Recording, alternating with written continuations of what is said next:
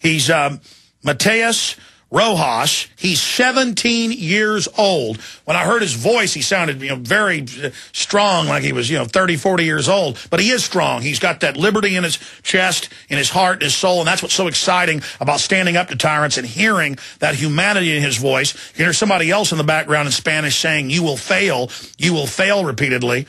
And it's going to get millions of views. It's already got, on the different versions I saw, 400, 500, I forget, 1,000 views. One video alone, 250,000. This just got posted 2 days ago. And he's got breaking news. He's got an intelligence source. And obviously, the Rockefeller-funded Henry Kissinger coup with Pinochet, where they imprisoned over the years hundreds of thousands, killed tens of thousands. Obviously, it's more of a free country now, but not as much. He wants to use his name.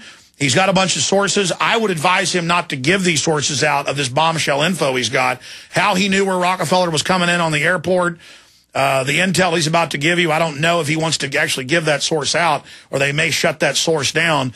But I'll just say, obviously, this young man is in a dangerous situation, and I'm going to tell him that now. I'm not trying to scare him, but we need to. That's why it's good that he's going public, and that's why it's good that he's getting a lot of attention, because David Rockefeller, we already know, the globalists are all basically moving to South America, and that's the breaking news. And, they believe territorially that Chile is theirs, and if they're able to take it back over, you will be put on the death squad list. That's their main enjoyment. And so just like here in the U.S., as they get their tyranny in, I'm on a death squad list. That part of that's even been declassified under Infraguard. They have a list of people they want killed immediately, not even arrested. So we're going to play him confronting David Rockefeller and then go to him with some very powerful breaking news. Joining us from Chile, 17-year-old man who people are just marveling at the way he rebuked Emperor Palpatine, known as David Rockefeller. Here it is. Rockefellers, come back. We don't want your New World Order, Leave Chile right now. Leave Chile. You are not... You're killing a lot of people. You're killing a lot of people. Leave here. Leave Chile right now. Leave Chile. Leave Chile. We don't want your world government. Leave Chile right now. Leave Chile, okay? Leave Chile. Your family is the most disgusting in the world, Leave here. Leave. You also, you're a traitor to Chile. Mr. Agustin, you're a traitor to Chile, okay? You're a traitor to Chile. What you're doing right now, okay? You know everything. You're participating with him. You're participating with him in this. Your world government will fail, okay? It will fail! Your world government will fail! Will fail! You know it! Leave Chile right now! We don't want you here! We don't want your disgusting thing here! Leave Chile now! All right, ladies and gentlemen, the video's up on Infowars.com and PrisonPlanet.com. You can just search the term Rockefeller confronted in Chile, and you'll get it. But it came out in congressional hearings. Kissinger's been indicted in Spain over it. And, of course, his minion, that's David Rockefeller's minion, that he was responsible for much of the social engineering down there in Chile. And of course, so many other evils worldwide. Mr. Rojas, great to have you on with us via video Skype from Chile. How are you, Mr. Alex Jones? I'm good. Well, tell us more about the confrontation, and then you've got some breaking news. But you've got a lot of fans out there. You told me yesterday when we finally got you on Skype that I'm your hero. Well, you're my hero. We're all together. Anybody that stands up against these mass murderers, and I've got the documents on David Rockefeller with his eugenics and the sterilants and the vaccines, anybody that stands up against this family that openly financed Hitler is a hero. Well, a lot of people in Chile are waking up right now to this truth that you spell out. And, well, I knew that Rockefeller was coming to Chile because I received an information from a source that, as you said, I cannot reveal right now. But I knew this a day before David Rockefeller arrived to the airport. I was in Santiago de Chile because I had some documents that I had to submit to make something. I don't live in Santiago. I live in Teno, in a countryside, in the countryside of Chile. So I was there with my friend, who is also an info warrior. His name is Pedro Reyes, and I want to also to thank him for being there You can hear him like in the second 46 saying, "You will fail, you will fail." That's the background voice. But we got there like at 1:10 p.m., something like that, and Rockefeller's plane was going to land at 1:15 p.m. We saw the screen with the flights coming in and coming out, and seeing that the plane was already there, so we lost a lot of hope at that time. We didn't know what to do. We were searching all over the airport. There was a lot of people. We think that famous person like Mr. Rockefeller has to arrive to Chile in some kind of a special way, you know. Well, we began to search for the VIP section or something like that, and we asked a lot of people, where does a person comes from the airport being a millionaire, being an international banker? No one knew about him arriving to Chile. Not even the press reported it. I forced to the press that Rockefeller was going to be here, also with Mr. Agustin Edwards, who is the owner of El Mercurio. But we had a lot of responses, but nothing clear.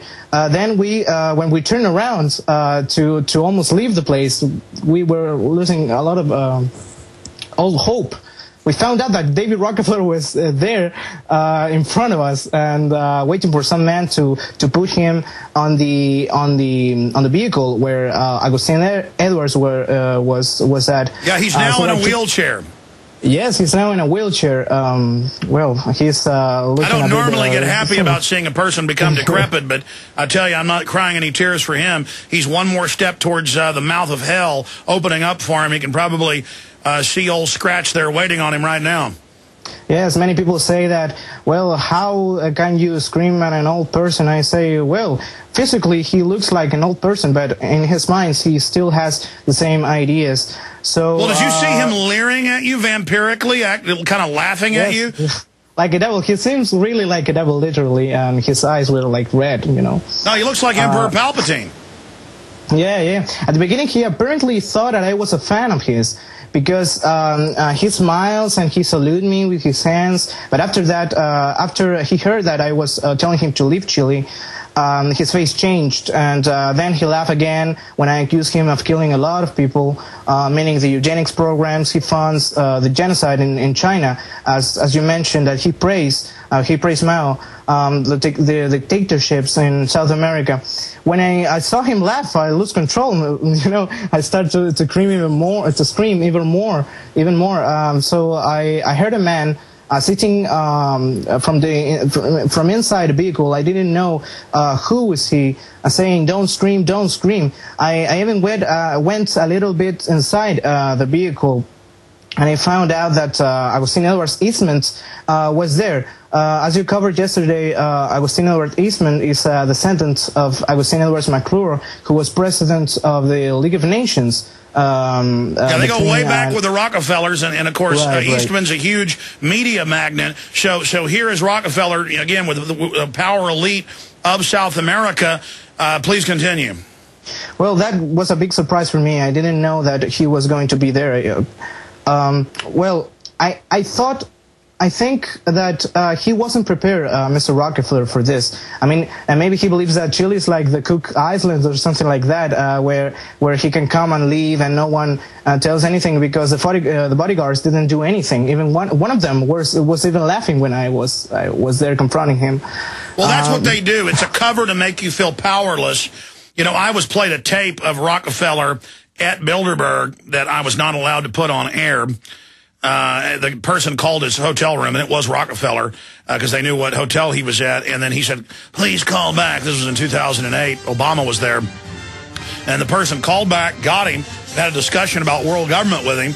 But the fellow who was down there covering it from Canada was too scared to let me air it. But it was a very powerful interview. And I was only allowed to listen to it. I was not allowed to be given it. So he's still very, very sharp, but he's 96 years old. Of course, the founder of the Rockefeller family, he had a bet that he was going to live to 100, but he died a few months short of it. So David's trying to make it to 100. Matias Rojas is our guest, joining us from Chile. He and his friend got intel from other patriots who understand the globalist agenda about Mr. David Rockefeller, who, if you had to say one person knows where the bodies are buried, one person who was at all the Bilderberg meetings from 46 on, one person, they were really having them since 46. They didn't really start in 54 like they say. One guy who was, in U.S. intelligence before World War II, a guy that his family, gave the UN the land, developed the idea of the League of Nations. They were the ones, along with Cecil Rhodes and the Queen of England at the time. And that's why there he is with the son of the founder of the League of Nations. And here comes a great patriot for Chile, confronting someone who was involved in the overthrow of Chile on September 11th by Pinochet. Now, I want to get into your new bombshell info, because we've got the Bushes, running down to South America and buying hundreds of thousands of acres. We've got so many of the elites leaving the U.S. because they know what they've done. They're getting ready to stage a civil war here. At least that's the word. You've got some bombshell info for us, Mr. Rojas, so drop it on us. Well, I find out that many elitists are buying land in the south of Chile, both in Argentina and Chile. Ted Turner, for instance, who was the founder of CNN, he has a lot of land in Argentina. Even Henry Paulson has bought a lot of land in Tierra del Fuego in the south of Chile under the Patagonia Conservation Land Trust. The most important here that I want to talk about that is also connected to the Rockefeller Foundation is Mr. Douglas Tompkins, so-called ecologist and global warming believer and overpopulation believer. These people are crazy. These people believe that the world is overpopulated, but they have a vast lands and, it's like... Well, no, that's their admitted plan. They say they're going to get rid of us and live on giant plantations. Exactly.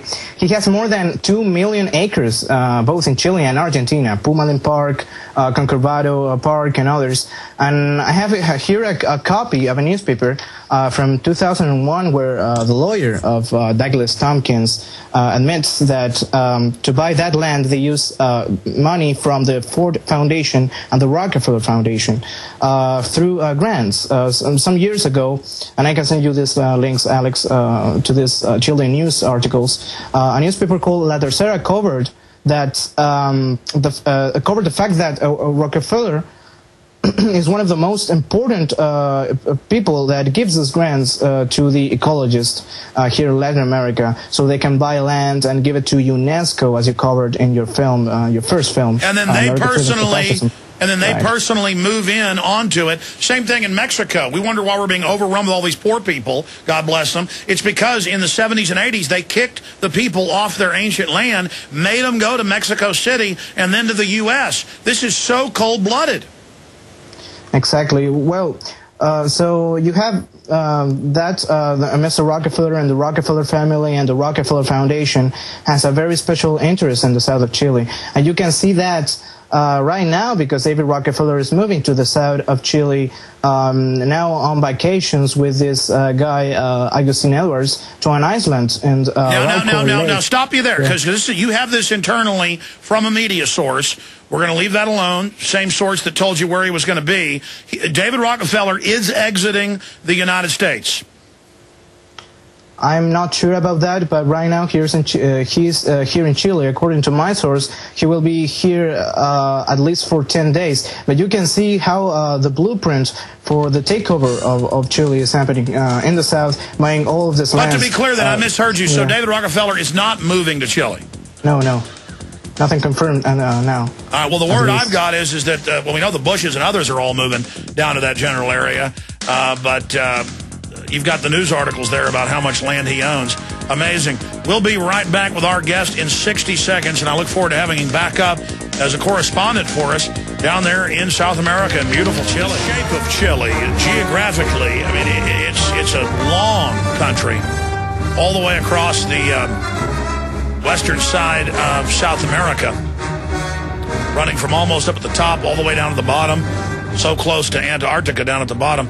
Just amazing. I've always wanted to go there. I know a lot of patriots, folks like Dave Von Kleist and others have moved down there, and I've thought about, when I've been looking at areas in the world, it's one of the safer places in South America if you go to the countryside. It's very beautiful, nice people.